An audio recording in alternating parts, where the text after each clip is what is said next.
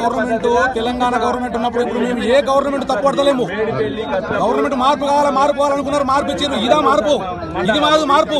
మాకు కావాల్సింది సస్య సమానమైన వాటరు, కరెంటు, ఇవి మయ్యమాకు ఇస్తే పంట పండించుకొని బతికేటోళ్ళము. ఇంకో గవర్నమెంట్ దేని పోయటం కాదు. ఈ పంట లేకపోతే ఏం దీని బతారు? ఇక్కడ నుంచి నీళ్లు పోతూనే ఉన్నాయి. కినాలకు కింద ఒక్కరోజు ఇడిచిండ్రు, మళ్ళీ నీళ్లు ఇడతలేరు. అన్యాయం చేస్తున్నారు. ఇది గవర్నమెంట్ కాదు.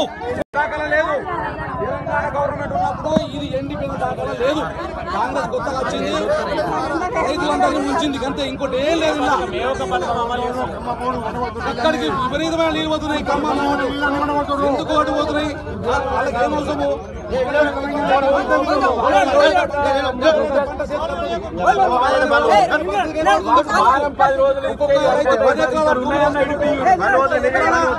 లక్షల ఖర్చు పెట్టుకున్నాడు.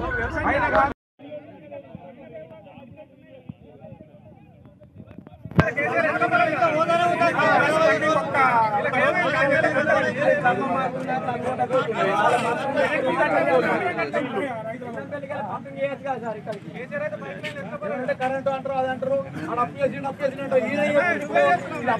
అదే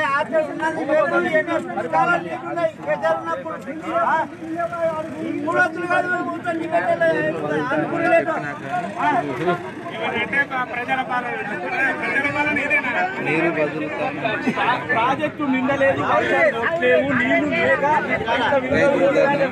90 టీఎంసీల నీళ్లు ఉన్న ప్రాజెక్టు.